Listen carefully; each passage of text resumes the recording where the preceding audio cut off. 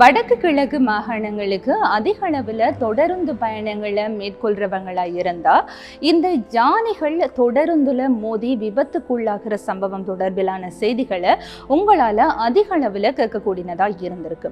ஆகவே இந்த யானைகள் தொடருந்துகள்ல மோதி விபத்துக்குள்ளாகிறத தடுக்கிறதுக்காக அரசாங்கம் தொடருந்துகள்ல ஒரு டெர்மினல் கேமராக்களை பொருத்துறதுக்கான ஒரு நவீன திட்டத்தை அங்குரார்ப்பணம் செய்து வச்சிருக்கிறாங்க. இந்த திட்டமானது நேற்றைய தினம் பார்த்தீங்கன்னா தெமட்டகோட தொடருந்து நிலையத்தில் ஆரம்பித்து வைக்கப்பட்டிருக்கு. அதுவும் முதலாக மட்டக்களப்பு நோக்கி பயணிக்கக்கூடிய புலதிசி என்ற தொடருந்துல இந்த டெர்மினல் கேமராக்கள் பொருத்தப்பட்டிருக்குது. சாதாரண கேமராக்களோட முக்கியத்துவத்தை பார்த்தீங்கன்னு சொன்னால், சாதாரண கேமராக்களினூட கண்ணுக்கு புலப்படக்கூடிய உருவப்படங்களை புகைப்படங்களாக பதிவு செய்ய முடியும்.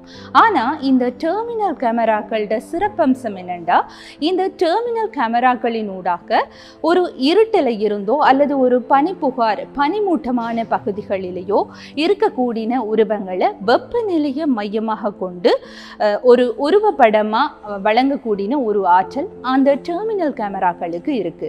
ஆகவே இந்த டெர்மினல் கேமராக்கள் தொடருந்துகளை பொருத்தப்படுகிற பட்சத்தில் ஒரு குறிப்பிட்ட அளவு தூரத்தில் இந்த யானைகள் இருக்கிற பட்சத்தில் அந்த யானைகளை துல்லியமாக குறிப்பிட்ட கேமராக்கள் ஒரு உருவப்படமாக சாரதிக்கு எடுத்து கொடுக்கறதனோட சாரதிகள் இந்த தொடருந்த விபத்து ஏற்படாமல் கட்டுப்படுத்தக்கூடிய ஒரு ஆற்றல் இந்த டெர்மினல் கேமராக்களுக்கு இருக்கு.